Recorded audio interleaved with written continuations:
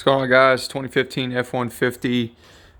Got my factory intercooler sitting out right there, which means I upgraded. I was lucky enough to find a Mishimoto intercooler on eBay for about 450 bucks. So I bit the bullet and put that in. This video I'm just kind of going to go over a few things that I found that take a little extra time to point out to you guys. There's a lot of good install videos out there, so I'm not gonna go do a full install video, but anyways, for 450 bucks, I think it was a great buy and a good choice to upgrade the intercooler, since I have a lot of other bolt-ons on this truck, pretty much completely bolt-on as much as you can do, minus the turbos and exhaust manifolds, which might come in the future. But yeah, so let's get into it. This is your OEM intercooler, and it is a straightforward job. You know, if you're gonna try it, it's gonna take you about an hour. It is really easy to remove. This right here is the little plastic extension piece that sits in front of the intercooler right there, and it butts up against your louvers. I got the I went with the Mishimoto because it goes in the same location as your OEM. It does not affect the louvers, so you don't have to remove those. Basically, if you just look at this, that's how wide the Mishimoto is compared to your OEM. They just removed this and made the core larger. All right, let me show you underneath the truck where I kind of ran into a few things, and like I said, everything was nice and short and sweet except for these few things. And I'm gonna show them to you. All right, so you got your blow-off valve.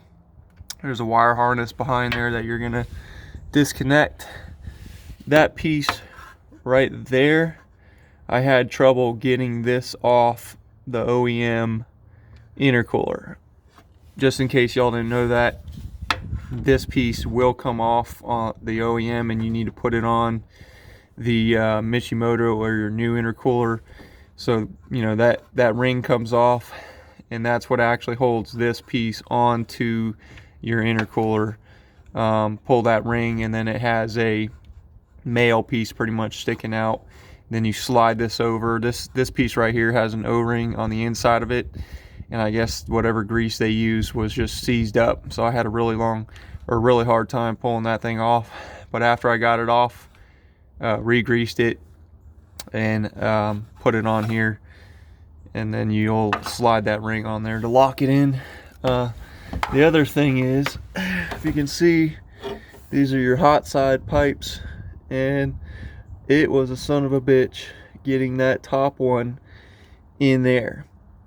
I've got the AFE aftermarket hot side and cold side pipes, and I'll say that it was a son of a gun to get those in there. So all I can say is that when you are when you're mounting this or putting it back in the truck, remove those couplers. I don't think any of the videos show you doing that. Remove those couplers, and then this thing will just slide right in, and you can just bolt it up right there. I think it's a 13 millimeter, two of them. But yeah, remove those.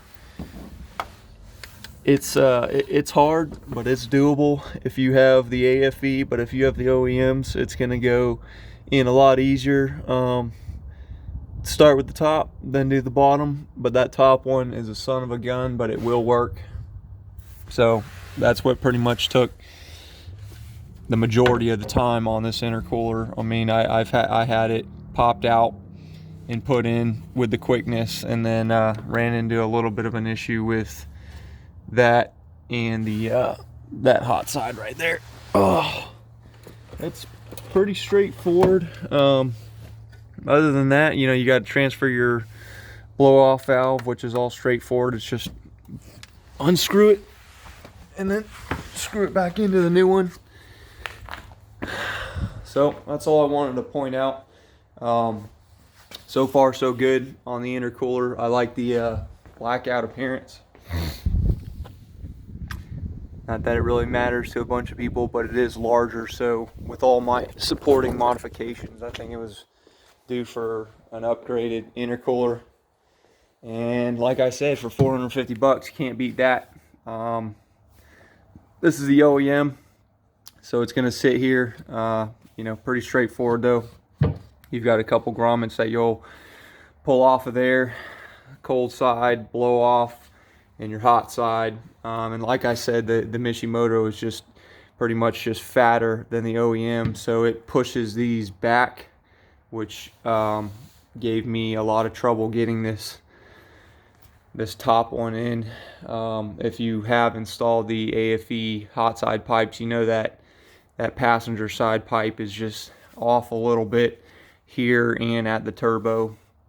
I think they could have done like a better job with the angles there, made it a little bit easier. But anyways, that's a short and sweet overview of the Mishimoto intercooler.